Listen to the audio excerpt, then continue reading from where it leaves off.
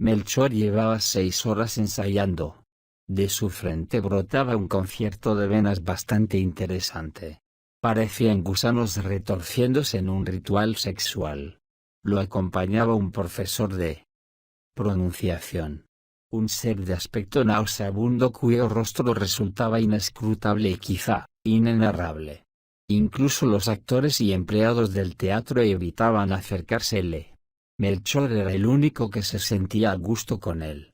Al menos esta criatura no lo rechazaba de alguna manera indeciblemente odiosa, aunque quizá eso se debía a que sus facciones eran tan inconocibles que no había manera de deducir qué estaba pensando. Era una figura casi completamente amorfa, amarillenta y repleta de granos, cuyos ojos enormes parecían pintados y expresaban tanta emoción como los de un molusco. Velae, Bilmaak, Patensmanukil canturreó la desgracia. Humanoide de un modo que, al parecer, era correcto y sublime.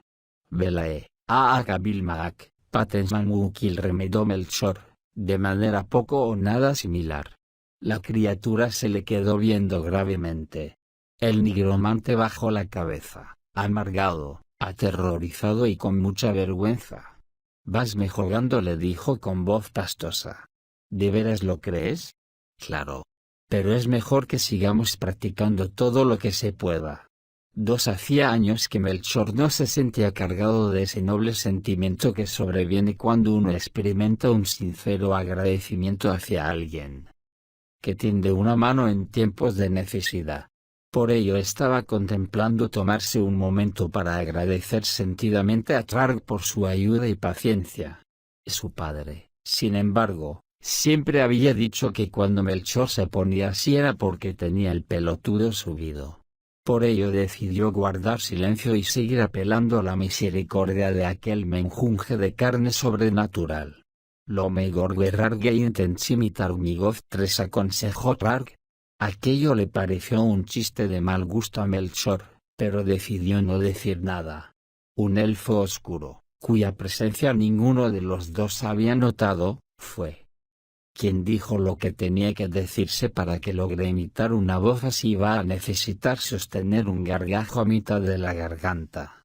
Acarició sus labios con la punta de la lengua, meditabundo, y añadió sabiamente: «De los que tienen mucha sopita».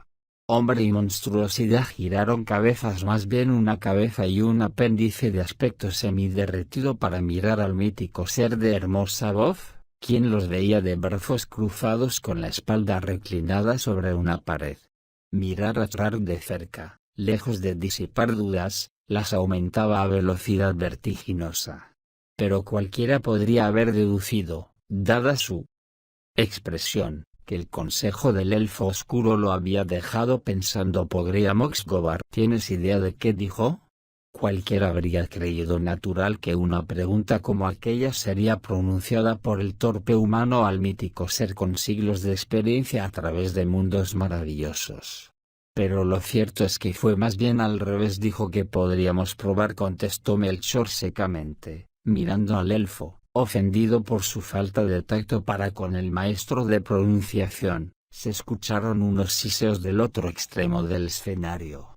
2 goblins hablaban entre sí, mirando al nigromante de manera venenosa, en un idioma que a su vez parecía más afilado que un cuchillo y tan elegante como una afeitadora con aspecto de rueda de cortar pizza. «Glu glu grrrrhmgrrrrgmmm HRRGRRRGMGMM, Gruagr, DDJJJF, Checkpoint. ¿Y ahora qué cuernos dice?» «Dice que un goblin preguntó, ¿cuál es la diferencia entre un bloque de concreto y las entrañas de un ser humano?» A lo que el otro contestó, «¿Cuál?», obteniendo como respuesta que con un bloque de concreto no se pueden hacer gárgaras. Tradujo Melchor. «Tiene bastante razón. Goges y gogaciagelos. Yamagas duedes sí, ya sé que no les hizo gracia lo que les dije. Volvemos a la práctica, por favor. Me preocupa más Satanás. Velae, Bilmaak, Patensmanukil». Pero por más que lo intentaba, Melchor repetía algo más o menos así: Belaya Akabin Makpaten Kumamukusil. Era fácil aventurar que Charg era un monstruo sensible porque le daba bastante pena la frustración de su alumno.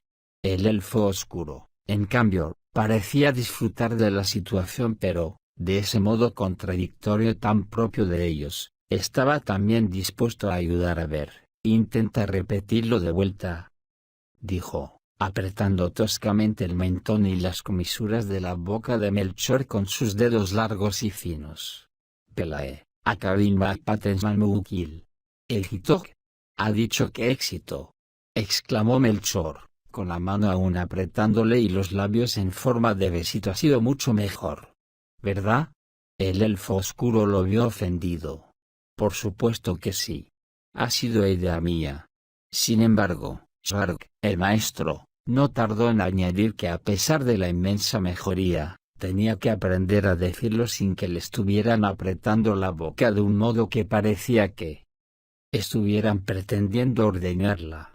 A lo que Melchor preguntó si la cosa no daría resultado si él pronunciara su parte del hechizo maldito de esa manera, a lo que el monstruo deforme confirmó que, en efecto, el hechizo podría dar resultado, pero que no sería nada elegante. Mierda. Satanás merecía algo mejor. El elfo oscuro, por su lado, hizo lo mejor que pudo para anticiparse a los hechos. No estarás pretendiendo que yo aparezca contigo en la tarima y te apriete la boca para decir tu parte, ¿no? Porque pasó, pero ya era demasiado tarde.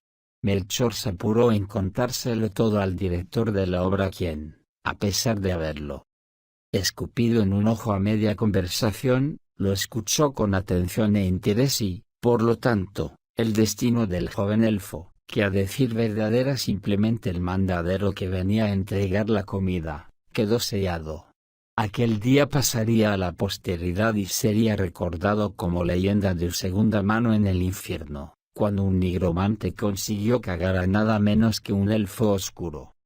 Resulta que el elfo oscuro se llamaba Artanis. Cuando estuvo por revelar su apellido, Melchor levantó las manos diciendo que no tenía tiempo de memorizar ningún apellido sumamente complicado, extremadamente laborioso y ciertamente rebuscado, de esos que los elfos tienen. Al serio Artanis no le dio tiempo de decir Elendil, Artanis Elendil. Decir que sus ojos eran color esmeralda era como limitarse a notar que un león tiene dientes.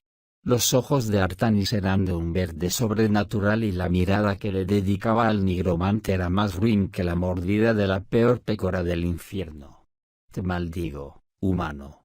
Melchor desestimó las palabras con un distraído batir de manos. Charg miraba la situación con las manos delicadamente tomadas entre sí, sentado coquetamente sobre una mecedora. ¿Te sientes seguro para esta noche, Melgor? Me siento seguro, sí, confirmó, leyendo el libreto. Mis preocupaciones netamente personales evolucionaron por angustias sobre el desempeño de los demás.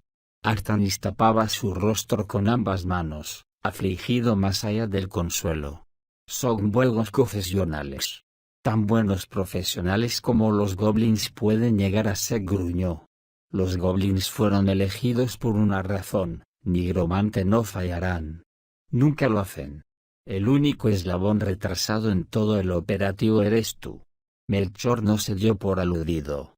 Por eso te tengo a ti.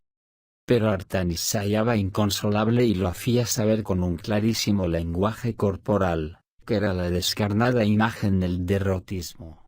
Sabes que tu pesimismo afecta a mi estado de ánimo, ¿verdad? Lo acusó Melchor, con la mejor intención de hacerlo sentir culpable. El elfo oscuro le arrojó una mirada terrible desde el espacio que había entre los dedos de sus manos. Te aclaro que si todo sale mal, que si el destino decide que esta rebelión no funcione, te voy a cortar el cuello incluso antes de que el mismísimo Satanás conjure una maldición. No te pongas así, Artanis. Conocí tu participación en la obra, tu destino aquí ha sido el mismo.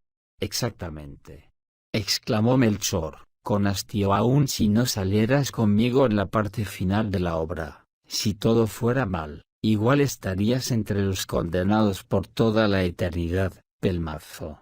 Tú ya eras parte de todo esto. Aun si solo fueras el que trae la comida.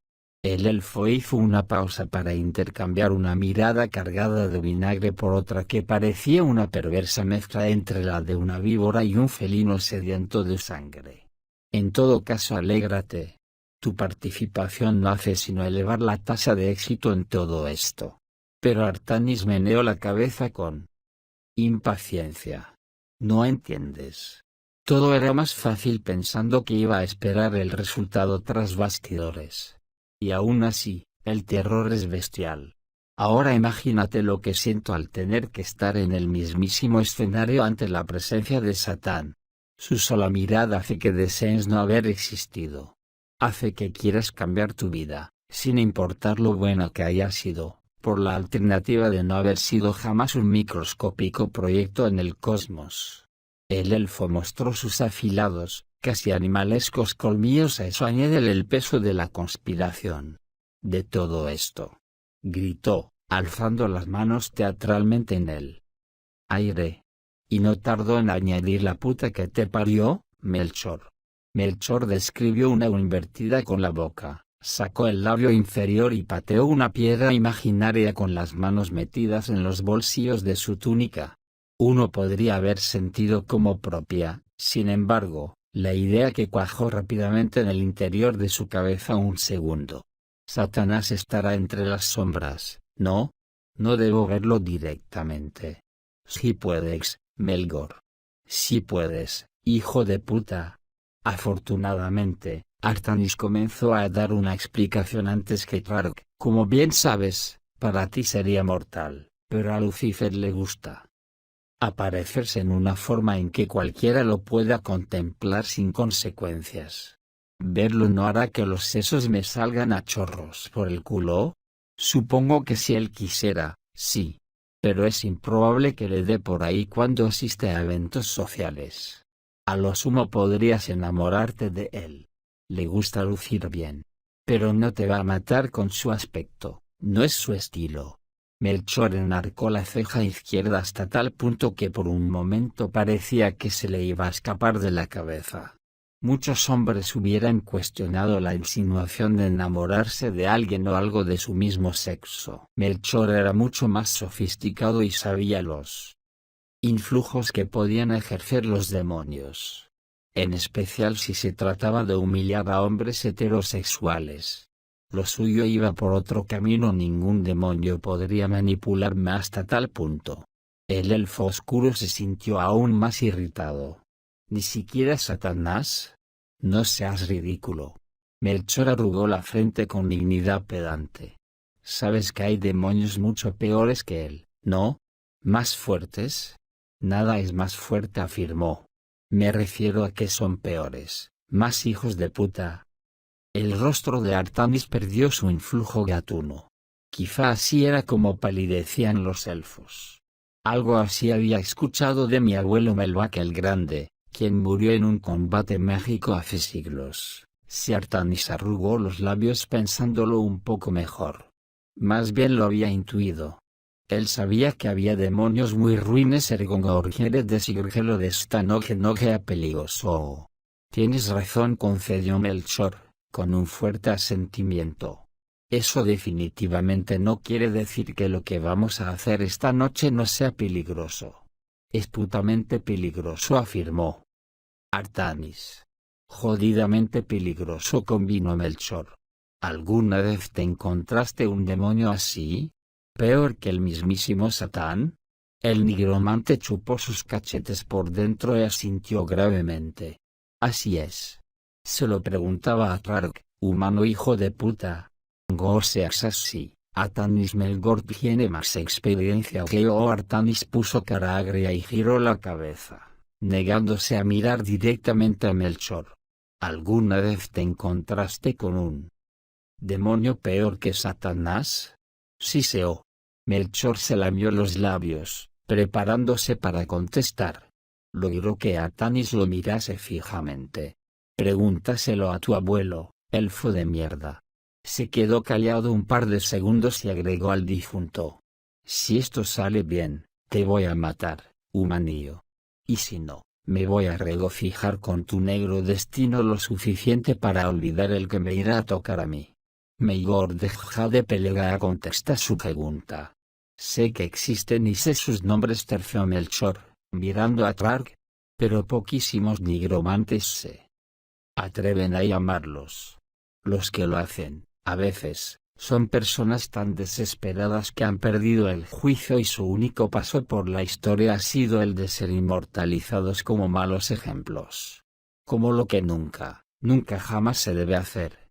Era un niño cuando leí sobre estos antiguos magos y me quedó claro que en algún cuando y en alguna dimensión estaban gritando, y lo siguen haciendo ahora, mientras hablamos. Su dolor, su horror y sus miserias son absolutas, y lo serán por siempre. Hubo un silencio frío en la alcoba, que se prolongó por un buen rato.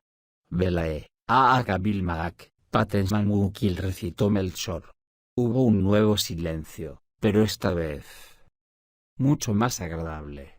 Lo has hecho bien, Melgor. El hombre tragó saliva y asintió gravemente, con una sonrisa tímida. Lo peor será la espera, sin dudas. El paisaje infernal era oscuro, rojizo y lleno de tinieblas.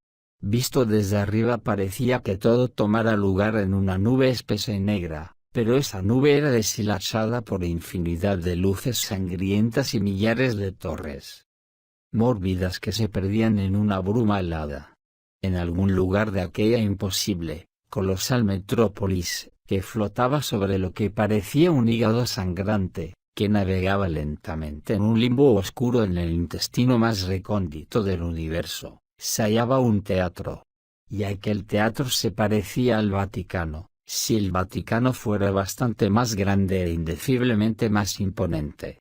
Aquel titán arquitectónico era la venganza de Miguel Ángel, quien había escupido a las puertas del paraíso y cambió a Jesús por un demonio, por el cual se dejó poseer en todas de maneras y posiciones posibles. Cuando su espíritu se hubo recuperado, dedicó los más de 450 años que lleva de muerto a erigir un monumento capaz de cagarse en la crema innata de los hijos de Dios. La mejor obra del artista había sido elaborada ya de muerto. El teatro era un monumento profano, una criatura arquitectónica espacial. El público infernal estaba conformado por ángeles caídos, goblins, elfos oscuros, espectros, nigromantes, vampiros, extraterrestres de galaxias baldías, bestias, monstruos, horrores pandimensionales y demás, a los cuales, para ahorrar mucho tiempo, se los suele llamar simplemente demonios. El público infernal era además bastante culto, porque en aquella ciudad del infierno había muchas librerías. Y, sin dudas, la concurrencia al teatro era enorme. La cuestión era absurda porque aguardaban fuera del espectacular coliseo ordenadamente una masa de seres, espectros y criaturas de infinita y siniestra índole, que si bien a lo lejos se reconocía como una legión colosal, se intuía, en los tuétanos, ahí donde a los huesos pegan corrientazos y la piel se pone de gallina, que no era un público normal. El coliseo parecía una torre de Babel pero al revés. Su entrada era chica pero los anillos posteriores, que se elevaban tan alto y ancho como una gran montaña, eran casi inalcanzables a la vista y se perdían más allá de las nubes de la noche.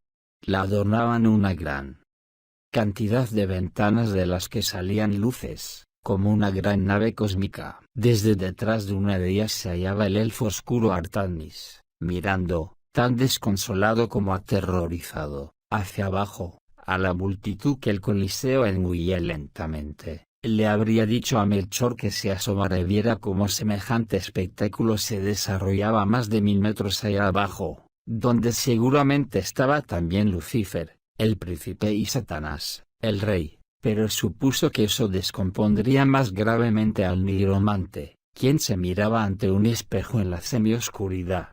Artanis no lo sabía, pero Melchor intentaba no llorar. Contemplaba los éxitos y fracasos de su vida mirando su reflejo. Lo peor y lo mejor de su carrera de nigromante convergían en un mismo maldito, cancerígeno embudo. Aquella espectacular torre, en medio de aquel maravilloso santuario, sería testigo de un golpe de estado en nada menos que el infierno. Pero por el otro lado suspiró temblorosamente, cerrando los ojos. Era horrible ocurrírsele que lo último que quería era estar en nada menos que sus propios zapatos. 10. Si el terror en el cuarto de ensayos era suficiente para matar del susto a una ballena, tras bastidores, viendo a través de las cortinas del teatro, Melchor necesitó ayuda en más de una oportunidad para poder caminar sin que los tobillos lo traicionaran. Artanis, el elfo, le pegó un rodillazo por el culo ni bien lo ayudó a enderezarse tras otro desvarío, apretándolo no muy cariñosamente por el codo. Valórate. Semejante palabra habría surtido cierto e insignificante efecto de no ser porque el mítico ser las pronunció con voz temblorosa y patética. Aquel teatro infernal tenía espacio y albergaba, en aquel momento a no menos de 50.000 criaturas. Pero lo maravilloso de aquello es que los ojos del nigromante y del elfo estaban posados, entre aquella variopinta, mórbida, tenebrosa y asombrosa multitud, sobre un solo individuo, uno que sobresalía por encima de la mayoría, el rey de las tinieblas en persona. Melchor y Artanis lo miraban con terror y adoración. Medía más de 2 metros, su espalda era ancha, sus hombros colosales, pero su contextura no era tosca, muy por el contrario parecía un príncipe y se veía como tal. No se lo podía ver demasiado bien desde aquella distancia, pero Melchor intuyó que veía algo parecido a un animal salvaje. Su cabello era tan negro que podía hacer llorar de vergüenza al color que se atreviera a llevar el mismo nombre. Aquel colosal, cósmico caparazón de elegancias infinitas daba techo a seres tan abominables que todos y cada uno de ellos podía hacer llorar al alma de cualquier dictador. Pero el rey tenía majestad infinita. Era un dios. Era de hecho Dios después de Dios mismo. Y seres que seguramente lo habían visto todos los días durante una eternidad seguían sintiéndose sobrecogidos como la primera vez ante su presencia. Aquello era poder. Poder más allá de la comprensión. Poder más allá del insignificante entendimiento humano. Poder que se alzaba tan alto que la palabra misma perdía sentido. Melchor era un bastardo tan malo, ruin, abyecto, miserable y pérfido como un hombre podía serlo y más. Pero no entendía qué estaba viendo exactamente cuando miraba a Satanás. Sabía, tan solo, que todas y cada una de las virtudes malditas anteriormente nombradas estaban hartas ante aquello. Él estaba más allá. Y entonces entendió lo que un imbécil sin remedio entiende durante la revelación final de cara ante aquel nivel. Nada tenía sentido. El infierno, o al menos lo que él conocía del mismo, estaba manejado por dioses infinitamente menores a Satanás, y eso estaba bien. Al menos sus manejos eran más entendibles. Artanis se hallaba presa del mismo pánico existencial, y eso le dio consuelo a Melchor. Porque ante el rey, los elfos tampoco eran nada. El demonio Telepte tampoco era nada. La orquesta en vivo comenzó su hermosa, brillante presentación. La obra estaba a punto de comenzar. La hora de la verdad había llegado. Los labios del nigromante se movieron suavemente y de ellos salió el último balido de su alma. Jesús lloró. La introducción la había hecho un goblin. Si no hubiese estado tan aterrado durante todos aquellos minutos que pasaban como horas y que segundo a segundo se sentían como una soberana patada en sus partes más blandas, Melchor habría tenido tiempo de sorprenderse porque era un goblin, una mierdita horrenda del infierno, abriendo nada menos que una magna obra que tenía como público a nadie menos que Satanás, y ve que después de todo, el goblincito de porquería tenía un vocerrón majestuoso. 4. Los artistas y actores representarán esta noche para nuestro rey, su corte y el distinguido público presente, el Festival de la Blasfemia. Todos estaban asustados tras bastidores, escuchando desde ahí a los actores haciendo su trabajo en el escenario. El ambiente era frío, melancólico y patético. Y se hallaban sentados como condenados a muerte más que como actores. Vestidos en sus túnicas elegantes, fantásticas, maravillosas, en sus armaduras incomparables y gallardas, en sus atuendos eróticos y sedosos, dispuestos a interpretar sus personajes como soldados de guerra más que como actores. El director de la obra tenía los codos puestos sobre un púlpito, con las manos cubriendo su cabeza y los ojos cerrados y llorosos. Todo está saliendo bien, repetía, como un mantra. Todo está saliendo bien. Esto fue un elixir emocional para los actores, quienes por primera vez se sonrían mutuamente, en la oscuridad, tomándose de las manos unos con otros. Va a salir todo bien, ¿verdad? Va a salir todo bien, asintió el director. Este los abrazó por los hombros, haciendo un círculo fraternal entre todos ellos. En él no estaba incluido Melchor, quien los veía con miedo desde una esquina. Casi 2 kilómetros más allá, Telepte, el verdadero director de la obra tras la obra aparente, se hallaba, mórbido él, comprimido en su pequeño trono.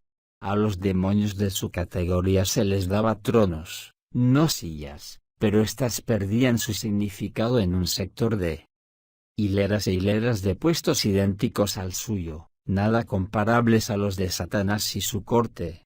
Telepte era un amasijo tétrico de túnicas superpuestas, como un monje completamente cubierto, cuyo rostro extraño permanecía inexpugnable bajo sedas y sombras. Entre humanos, él era la abominación que espera 3 niveles encima de la peor pesadilla, pero ahí, su equivalente juzgaría un entendido debía ser más o menos la de una especie de dictadorcito de baja estatura y aspecto ridículo, pero con un historial que más o menos se las trae. Sus cómplices le rodeaban como si fuera el centro de una constelación, algunos varias docenas de metros más allá, otros unas cuantas veintenas más abajo.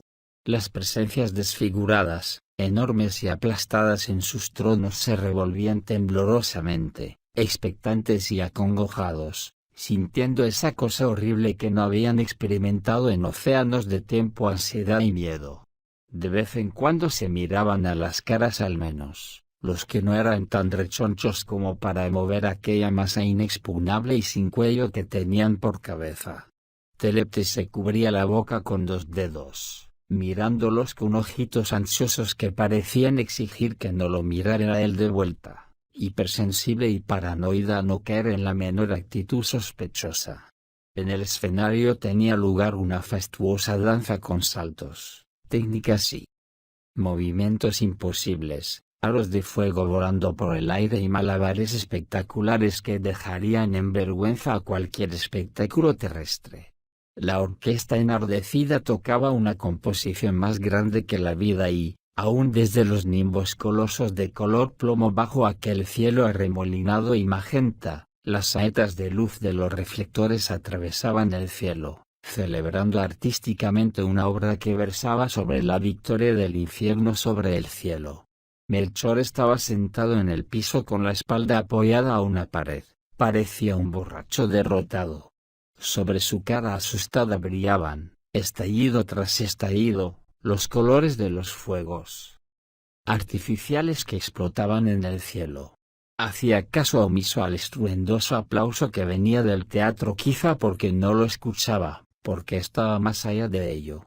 Su mente era la línea fría y inmóvil con la que un electrocardiograma representa el pulso de un muerto.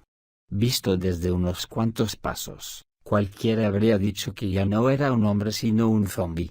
Un no muerto sometido largamente a los malditos desquicios e inseguridades de la vida, cuya rostro no es más que una inmisericordia parodia tallada en piedra blanca, viendo siempre al vacío con una frente que reflejaba más que 1000 desgracias. Aquel era Melchor ahora. Un despojo intentando encontrar motivación. Y también un dechado de patetismos que levantó la cabeza con terror cuando sintió la presencia del director de la obra frente a él, quien dijo con severidad y sin misericordia: levántate que viene el final. Ya va a ser tu turno.